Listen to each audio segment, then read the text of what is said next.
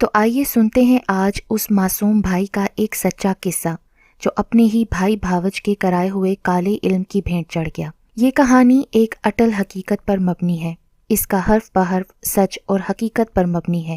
میرے ابو ذات کے اعتبار سے یوسف سے ہی پٹھان تھے۔ ابو 4 بھائی اور 2 بہنیں تھے، جس میں ابو کا نمبر دوسرا تھا۔ دادا جان سرکاری ملازم تھے اور وہ انتہائی سخت مزاج کے مالک تھے، جبکہ دادی جان بہت خوبصورت اور معصوم طبیعت کی مالک تھیں۔ ایک وفا پرست بیوی جو کہ ہر دم اپنے شوہر کی ہر بات پر لبیک کہا کرتی رہتی تھی۔ دادا جان اور دادی جان دونوں ہی کافی خوبصورت تھے، تو اللہ پاک نے انہیں خوبصورت اولاد سے نوازا تھا۔ ابھی تمام بچے بہت ہی چھوٹے تھے کہ میری سب سے چھوٹی پھپھو صرف 6 ماہ کی تھیں جب میری دادی جان اس دنیائے فانی سے کوچ کر گئیں۔ اب گھر میں کوئی عورت نہ تھی جو گھر اور بچوں کی دیکھ بھال کرتی، اسی لیے میرے ابو کی خالہ اپنے بچوں کو لے کر آئے دن ڈیرے ڈال دیتی تھیں۔ ابو کی خالہ انتہائی شفاق دل عورت تھی۔ دادی جتنی سیدھی اور معصوم، ان کی بہن اتنی ہی چالاک اور ہوشیار تھی۔ دادا جان سرکاری ملازم تھے، کبھی پیسوں کی تنگی ہوئی ہی نہیں تھی۔ بچپن سے ہی میرے ابو انتہائی سادہ طبیعت کے تھے اور تایا جان بہت چالاک اور شاطر انسان ثابت ہوئے۔ ابو کو پڑھنے لکھنے کا بہت شوق تھا، پر تایا جان کی چالاک عادتوں کی وجہ سے وہ بڑی مشکلوں سے 8ویں جماعت تک ہی تعلیم حاصل کرنے میں کامیاب ہوئے، جبکہ تایا نے انٹر تک تعلیم حاصل کی۔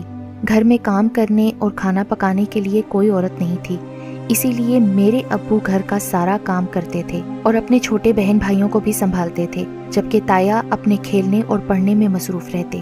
ابو ابھی کمسن ہی تھے، ان کا بھی دل چاہتا تھا کہ وہ اپنے دوستوں کے ساتھ باہر جا کر کھیلیں، مگر وہ تایا اور دادا کے ڈر سے خاموش رہتے۔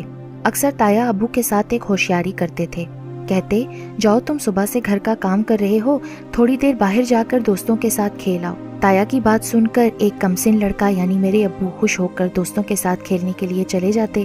دادا کے آتے ہی تایا اپنے ابا سے کہتے، ابا میں صبح سے باورچی خانے میں کام کر رہا ہوں اور آپ کا چھوٹا بیٹا سارا دن آوارہ گردی کرتا رہتا ہے، میرا کام میں ذرا ہاتھ نہیں بٹاتا، سارے کام مجھ خود اکیلے ہی کو کرنے پڑتے ہیں۔ اتنا سن کر تو دادا آگ بگولا ہو جایا کرتے تھے، غصے کے تو وہ تھے بھی بہت تیز، فوراً ہی کہتے کہ جاؤ اپنے بھائی کو بلا کر لاؤ۔ تایا فوراً دادا کے فرما بردار بن کر ابو کو بلا کر جیسے ہی لاتے تو ابو دادا کی آواز سن کر ہی کانپ اٹھتے اور ان کی چیخ و پکار سے سہم جاتے، اور دادا کی مار سے بچانے والا بھی ابو کو کوئی نہ ہوتا، اور تایا ابو کو پٹتا دیکھ کر خوب خوش ہوتے۔ دادا کے الفاظ ابو کو انتہائی تکلیف دیتے کہ سارا دن آوارہ بنا پھرتا ہے، یہ نہیں کہ بھائی کا کام میں ہاتھ بٹائے، چھوٹے بہن بھائیوں کو سنبھالے۔ پانی کے لیے لمبی قطار لگا کرتی تھی، سب لوگ پانی بھرنے کے لیے لائن لگا کر کھڑے ہوتے تھے، یہ سارے کام بھی ابو کے حصے میں ہی آتے تھے۔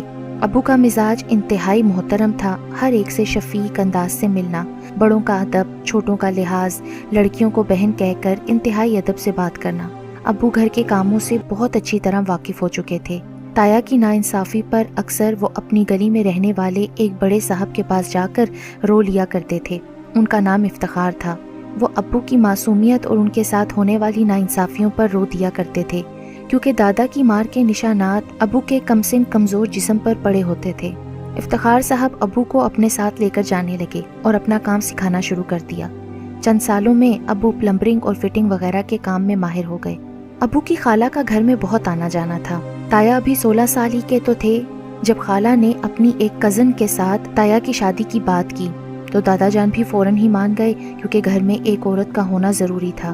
پھر وہ دادا جان کے سسرال ہی کی تو لڑکی تھی، اسی لیے شادی بھی فوراً ہو گئی۔ تایا بھی ایک خوبصورت نوجوان تھے، لیکن جو ان کی بیوی بنی وہ انتہائی مکار اور چالاک قسم کی لڑکی تھی۔ خالہ اور تائی دونوں کزنز تھیں، ان کی آپس میں گہری دوستی تھی۔ تائی کے دادا نہایت دیندار آدمی تھے، روحانیت سے ان کا گہرا تعلق تھا، لوگوں کے روحانی مسائل کا حل قرآن و سنت کی روشنی میں کیا کرتے تھے، صوم و صلات کے پابند بھی تھے۔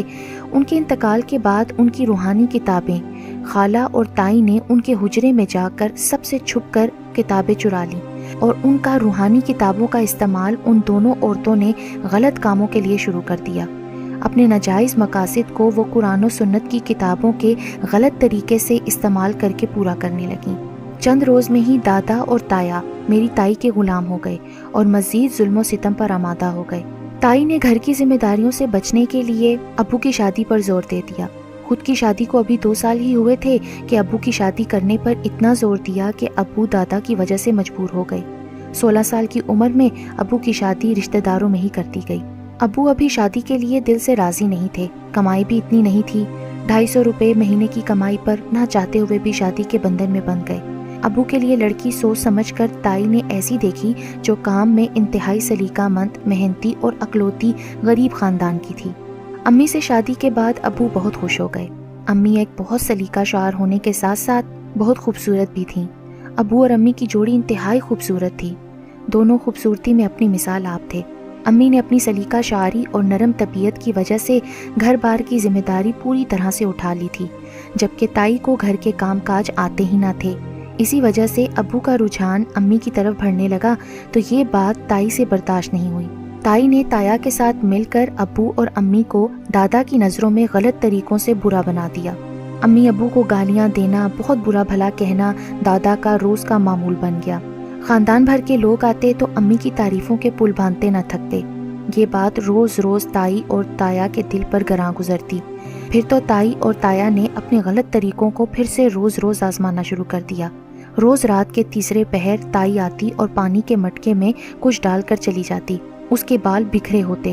امی رات کو روز تائی کی یہ حرکت دیکھتی اور ابو کو جگاتی اور ابو کو بولنے بھی نہ دیتی۔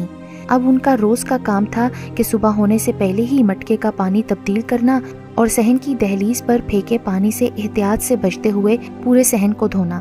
ایک دن اپنے پوشن میں بیٹھے تایا اور تائی باتیں کر رہے تھے، جسے امی نے سن کر فوراً ابو کو لے کر آ گئیں۔ پھر ابو اور امی نے چھپ کر ان دونوں کی باتیں سنی۔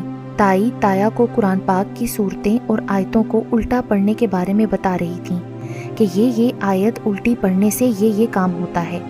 اکثر صحن میں رات کے تیسرے پہر بال کھول کر تائی پتہ نہیں کیا کیا پڑھتی رہتی تھیں۔ ابو اور امی آئے دن نئی مصیبتوں کے شکار ہوتے رہتے۔ کچھ نہ کچھ دکھائی دینے والی چیزیں اکثر تنگ کرتی رہتیں۔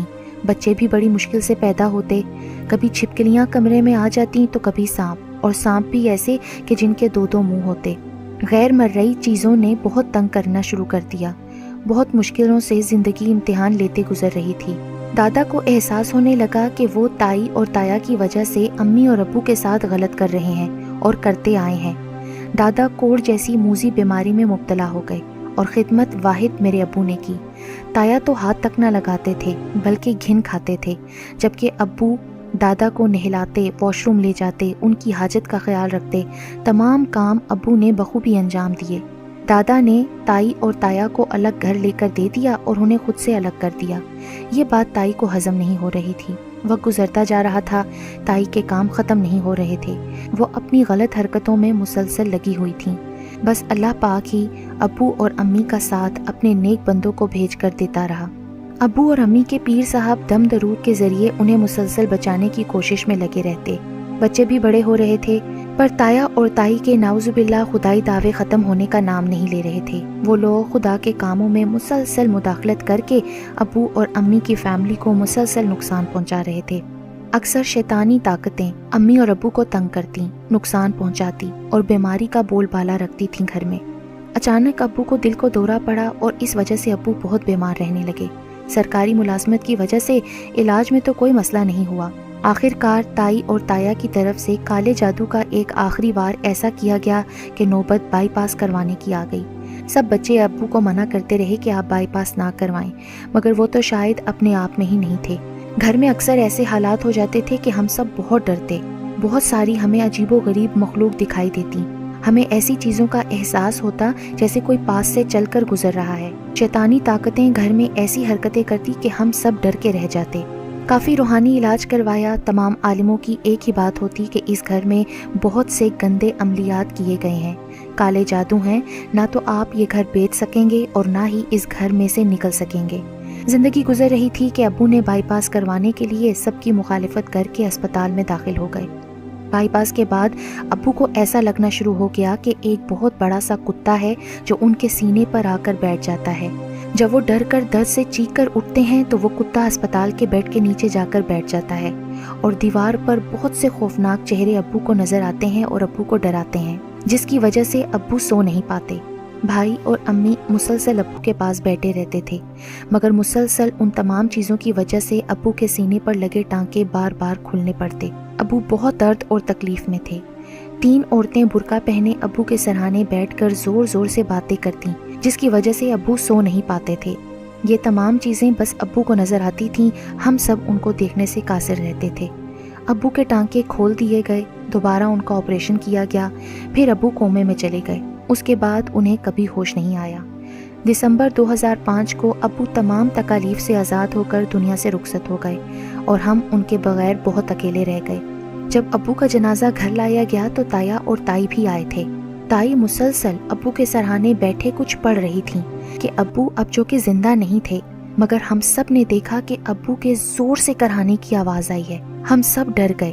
میری بڑی بہن نے غصے سے تائی کو ان کے سرہانے سے ہٹا دیا۔ جب ابو ہسپتال میں تھے اور انہیں ایک کتا، 3 عورتیں برقعے والی دیوار پر خوفناک شکلیں نظر آ رہی تھیں، تو ہم نے کئی روحانی عالموں سے بات کی تھی۔ انہوں نے بتایا تھا کہ ہمارے ابو پر میعادی عمل کیا گیا ہے اور اب بہت دیر ہو چکی ہے، کیونکہ اس عمل کی میعاد یعنی مدت پوری ہو چکی ہے، لہٰذا اب کچھ نہیں کیا جا سکتا۔ کتنا مشکل عمل ہے نا کہ قاتل بھی سامنے ہوں اور مقتول بھی، مگر آپ چاہ کر بھی کچھ نہیں کر سکتے، کیونکہ ایسے کیس کی نہ تو رپورٹ درج کروائی جا سکتی ہے اور نہ ہی پولیس کی کارروائی۔ کیوں لوگ خدا بننے کی کوشش کرتے ہیں؟ کیوں لوگ خدائی دعوے کرتے ہیں؟ کیوں اللہ کے کاموں میں مداخلت کرتے ہیں؟ کیوں اللہ کو بھول جاتے ہیں؟ کیوں یہ بات بھول جاتے ہیں کہ ایک دن ہم سب کو ہی مرنا ہے؟ جادو ٹونا شرک ہے، کھلا شرک۔ اگر اللہ کسی کو خوش اور ہنستا بستا رکھنا چاہتا ہے تو محض اپنی خوشی کے لیے حسد کر کے ہم ان کو دکھ دیں، ان کی خوشی کو مٹی میں ملا دیں، اللہ کے کاموں میں دخل اندازی کریں؟ کیا یہ صحیح بات ہے؟ میری دعا ہے کہ اللہ پاک ہم سب کو غلط، برے اور شرکیہ کاموں سے بچائے اور ایسے کام کرنے والوں سے دور اور اپنی خاص حفاظت اور امان میں رکھے۔ آمین۔